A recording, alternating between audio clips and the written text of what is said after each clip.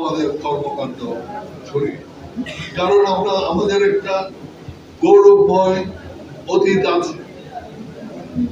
আমরা চাঁদাবাজি করিনি, আমরা মানুষ হত্যা করিনি, আমরা মানুষকে মারিনি, আমরা চেষ্টা করেছি কিভাবে বাংলাদেশের অর্থনৈতিক উন্নয়ন, বাংলাদেশের অবকাঠামোর উন্নয়ন হবে। আজকে ব্যাংক দেখছে, আজকে ইন্স্যুরেন্স কোম্পানি দেখছে, এগুলো সব পড়ে গেছেন এই বিশ্বাসে। আজকে সস্তা দামের ওষুধ খাচ্ছেন, এটাও পড়ে গেছেন এরশাদ সাহেব। আজকে উপজেলা দেখছেন, যে উপজেলার কারণে আজকে বাংলাদেশের মানুষ বলতে পারে বাংলাদেশে গত 30 বছর 40 বছর লোক না খেয়ে। আজকে এত অরাজকতার মধ্যেও কেউ বলতে পারছে না যে লোক না খেয়ে বলছে। এর একমাত্র কারণ হচ্ছে 64টা জেলা তৈরি করা। আজকে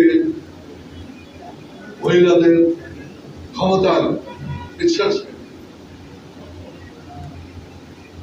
আজকে মেয়েদের লেখাপড়া বিনা পয়সায় লেখাপড়া করার যে বন্দোবস্ত আজকে আছে সেটাও শুরু করেছেন এই হোসেন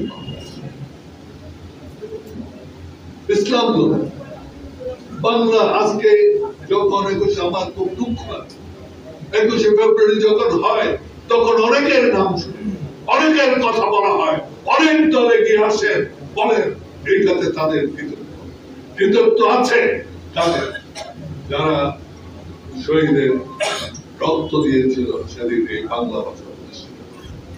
কিন্তু সাথে সাথে এখানে কৃতিত্ব আছে এরশাদ প্রথম এসে এইটাকে আমাদের অফিসিয়াল ল্যাঙ্গুয়েজ, অর্থাৎ আমাদের যে অফিসগুলো আছে সেখানে আমাদের বাংলায় লিখতে হবে এই আইন করে গেছেন এরশাদ। আপনারা দেখেন বাংলাদেশের যত কিছু ভালো আছে, এমনকি ঢাকার নাম আগে ছিল ঢাকা, সেটাকে ঢাকা করার সাহস দেখিয়েছিলেন। অনেকে তখন বলেছিল যে কেন এটা করা হচ্ছে। এই ঢাকার নামটা এরশাদ সাহেব,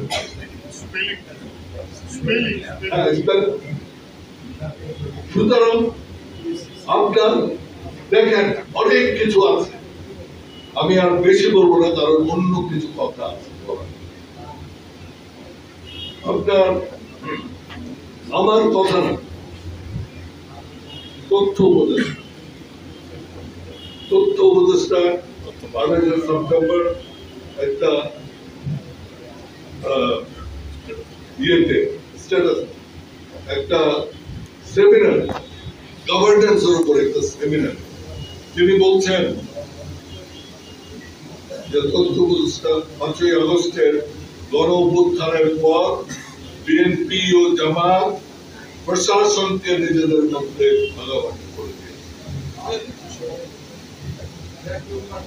আপনারা বলেন নিরপেক্ষ নির্বাচন, আপনারা বলেন নিরপেক্ষ সরকার, এর চেয়ে বড় প্রহসন আর কিছু হতে পারে না। এর চেয়ে বড় প্রহসন আর কিছু হতে পারে না।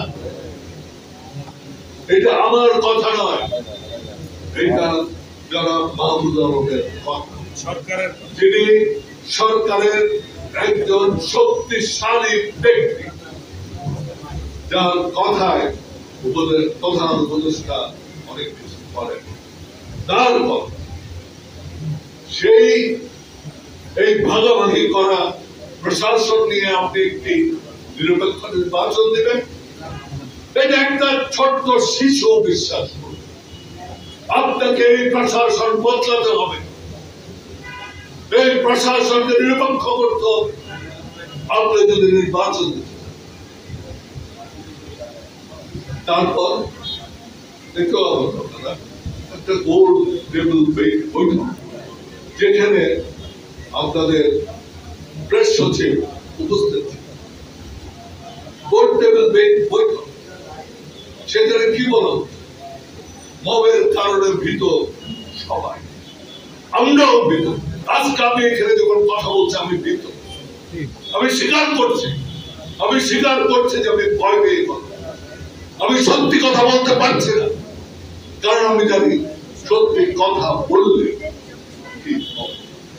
মব সন্ত্রাস, এই মব সন্ত্রাস সামনে বাঁচিয়ে রেখে, এটা কয়দিন আগের কথা, 4-5 দিন আগের কথা। আপনার আমি বলছি না, যেখানে বোর্ড টেবিল বৈঠক করেছেন সেই বোর্ড টেবিল বৈঠক 1 বছরে আপনার 2000-এর বেশি মানুষ আপনার সেখানে হত্যা হয়।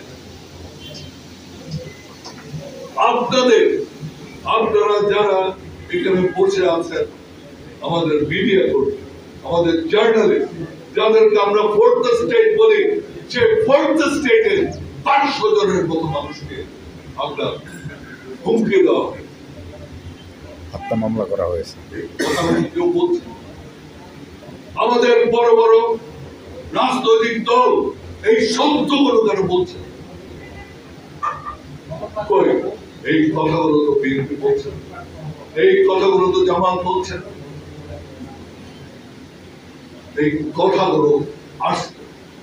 আপনার নির্বাচন আমি দিয়ে দেব, পৃথিবীর আমার বাংলাদেশের সর্বোৎকৃষ্ট নির্বাচন দিব, ভালো নির্বাচন হতে পারবে না মুখে বলে।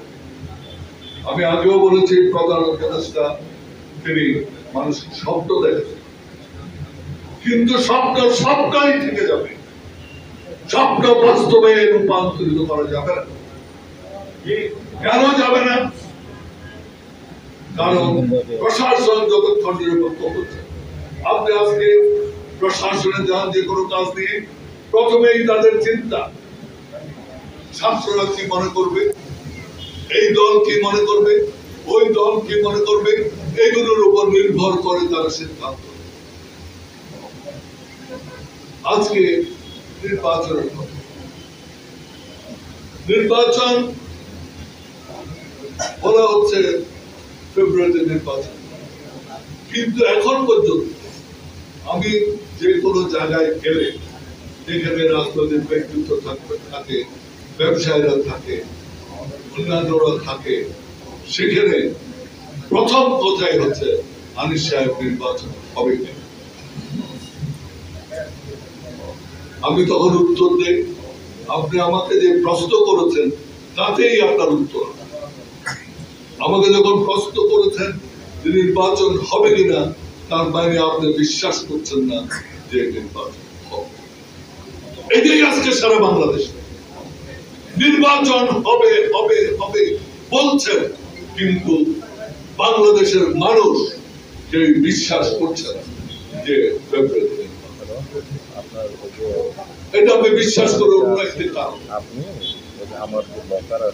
আমি বিশ্বাস করি না যে ফেব্রুয়ারির প্রথমার্ধে কোন নির্বাচন হতে পারে, কারণ 18 অক্টোবর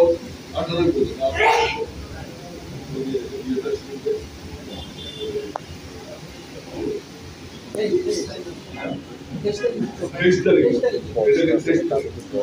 তারিখে আপনার যে রিভিউ আছে, এই রিভিউ শুনানি 13 অ্যামেন্ডমেন্ট যুক্তি বিধান দুটো বোধহয় একসাথে শোনানো হবে, কারণ দুটো যে ফ্যাক্টস গুলো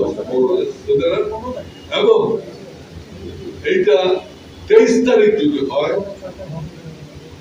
সেখানে যদি যেটা সকলেই আশা করছে যে আওয়ামী লীগ যে আইন করেছিল 30 অ্যামেন্ডমেন্ট এবং 33 অ্যামেন্ডমেন্ট দিয়ে এই আপনার কেয়ারটেকার গভর্নমেন্টকে বিলুপ্ত করে, সেইটা মোস্ট প্রবাবলি আবার পুনঃস্থাপন। অর্থাৎ আমাদের এই কেয়ারটেকার গভর্নমেন্ট যদি আবার পুনঃস্থাপিত হয়, তাহলে আগামী নির্বাচন এই সরকারের অধীনে হতে পারে না। এই আগামী নির্বাচন যদি 13 এবং 15 যে অ্যামেন্ডমেন্ট গুলো আছে সেগুলোর বিরুদ্ধে যদি রায় হয় এবং কেয়ারটেকার গভর্নমেন্ট আসে, তাহলে আগামী নির্বাচন কোনো মতেই আপনার এই সরকারের অধীনে হতে পারে না। কারণ সেখানে কি আছে? সেখানে আছে আগামী নির্বাচন হতে হবে কেয়ারটেকার গভর্নমেন্টের আন্ডারে, এবং যে কেয়ারটেকার গভর্নমেন্টের প্রধান হবেন এক্স চিফ জাস্টিস, এবং এক চিফ জাস্টিস আপনি যদি বর্তমান চিফ জাস্টিসেরা রিটায়ার করার আগে যদি করেন, তাহলে যে প্রধান বিচারপতিগণ আছে তারা আওয়ামী লীগের, যারা ওবায়দুল হাসান আছে, ওবায়দুল হাসানকে না করে তার আগের জন আছে, তার আগের জন আছে, সকলে আওয়ামী লীগের দ্বারা নিয়োগ করা। সুতরাং একমাত্র উপায় হচ্ছে যে এই কেয়ারটেকার গভর্নমেন্ট যদি বর্তমান যিনি প্রধান বিচারপতি আছেন তিনি যখন রিটায়ার করবেন, তারপরে যদি কোন কেয়ারটেকার গভর্নমেন্ট করা হয়, তখন তিনি প্রধান উপদেষ্টা হন। তিনি যদি প্রধান উপদেষ্টা হন, সেটা হচ্ছে ডিসেম্বরের মাঝামাঝি পরে তিনি রিটায়ার করবেন। তো তারপরে যদি করেন, তাহলে এটা মার্চে আমি ধরে নিচ্ছি যে এই সরকার ক্ষমতা ছেড়ে দিচ্ছে। ওনারা ক্ষমতা ছাড়বেন কি ছাড়বেন না সেটা আমি জানি, তাদের প্ল্যান কি সেটাও। সুতরাং আমি আজকে আপনাদেরকে বলতে পারি যে আগামী নির্বাচন ফেব্রুয়ারির প্রথমার্ধে হবে, এটা কোনোদিনই হতে পারে। আজকে অনেক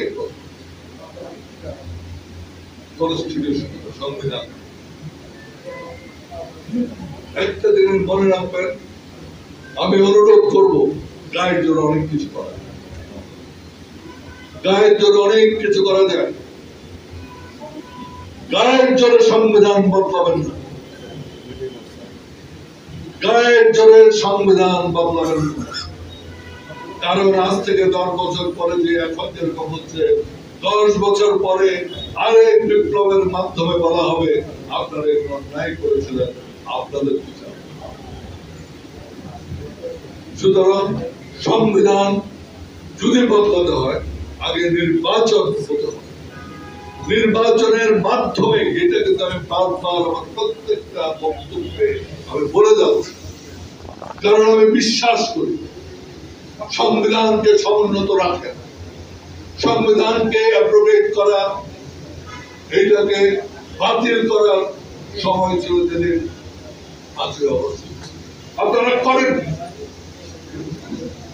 সেদিন সংবিধান বাতিল করে আপনারা বাংলাদেশের মাধ্যমে দেশের শাসন, কিন্তু সেটা হয়নি।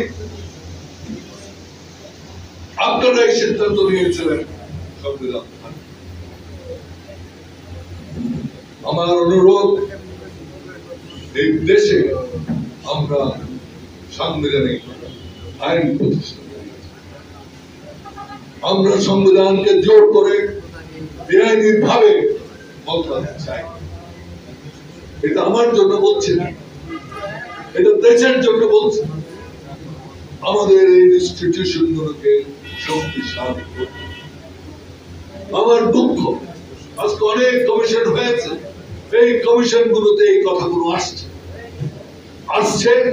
আমি কি বদলাতে চাই, অমুকে কি বদলাতে চাই, এই সব সংবিধান কোথায় আছে এই কথাগুলো নিয়ে কোনো কথা। সুতরাং আমাদেরকে এগুলো চিন্তা, আজকে আমরা দেখেন কোর্টে কেন ভীত, এই যে মব সন্ত্রাস কেন ভীত। আমি যদি কোর্টে যাই, কোর্টে তো আমি বিচার পাবো। আগে আওয়ামী লীগেরা যখন এখানে স্বৈরাচারের সবচেয়ে বেশি স্বৈরাচার ইয়ে হয়েছে আসন, তখনও কোর্টে গেলে অন্তত হিয়ারিং ছিল। এখন সেই হিয়ারিং এর কোন ব্যবস্থা নেই। একজন প্রাক্তন বিচারপতি, প্রধান বিচারপতি, তিনি পর্যন্ত কোর্টে গেলে তিনি কোন হিয়ারিং ঠিকভাবে পাচ্ছেন, সেখানে মারামারি হচ্ছে।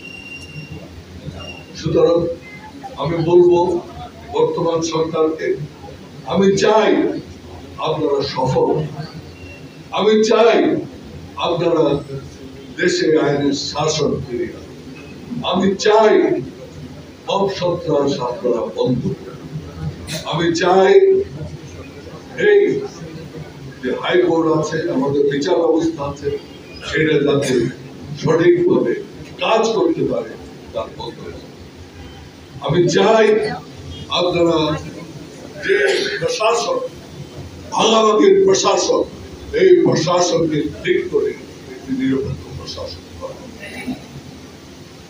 এর আগে আপনারা যত কথাই বলেন কোনো কিছু হবে। একটা সুযোগ এসছে, জাতিসংঘের হিসেবে আছো, আমরা জানি যারা যারার উপর মানুষ জীবন, সাইদের মতো ছেলে তার বুক পেতে আজকে সেই জীবন আমরা ব্যর্থ হতে দিতে চাই, আমরা তাদের জীবন ব্যর্থ হতে দিতে চাই। তারা একটা সুন্দর বাংলাদেশ, একটা সুশাসনের বাংলাদেশ, যে বাংলাদেশে থাকবে না দুর্নীতি, সেরকম একটা বাংলাদেশ আছে। তারা সেই জন্য তাদের জীবন একটি দলকে বদলিয়ে আরেকটি দলকে আনার জন্য তাদের জীবন দিয়েছে বাংলাদেশের মানুষের ভাগ্যের পরিবর্তন, কোন দলের ভাগ্যের পরিবর্তন। আরেকটি কথা বলি, শেষ করে দেব। জাতীয় পার্টির বিরুদ্ধে সব সময় আপনার কনস্পিরেসি আগেও হয়েছে। জাতীয় পার্টির জন্য একবার এই সংবিধানকে পরিবর্তন, আপনার নির্বাচনের পরে 1991 সালের নির্বাচনের পরে তখন ছিল প্রেসিডেন্সিয়াল ফর্ম অফ গভর্নমেন্ট, তখন ছিল প্রেসিডেন্সিয়াল ফর্ম অফ গভর্নমেন্ট, এবং এই presidential form of government Awami লীগও চেয়েছিল, আওয়ামী লীগ এনেছিল, এবং বিএনপিও এই প্রেসিডেন্সিয়াল ফর্ম অফ গভর্নমেন্টের আন্ডারে এই দেশের শাসন। কিন্তু 91 ইলেকশনের পরে দুই পার্টি জামাতের সাথে মিলে পরিবর্তন করলো। কোথায়?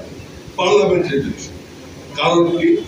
কারণ তারা দেখলো এরশাদ সাহেব এবং বিএনপির যে কোনো ক্যান্ডিডেট এবং আওয়ামী লীগের যে কোনো ক্যান্ডিডেট দাঁড়ালে এরশাদ সাহেব নির্বাচিত, সেই কারণে রাষ্ট্রপতি নির্বাচিত হবে, সেই কারণে সে রাষ্ট্রপতি ব্যবস্থা পরিবর্তন করে সংসদে।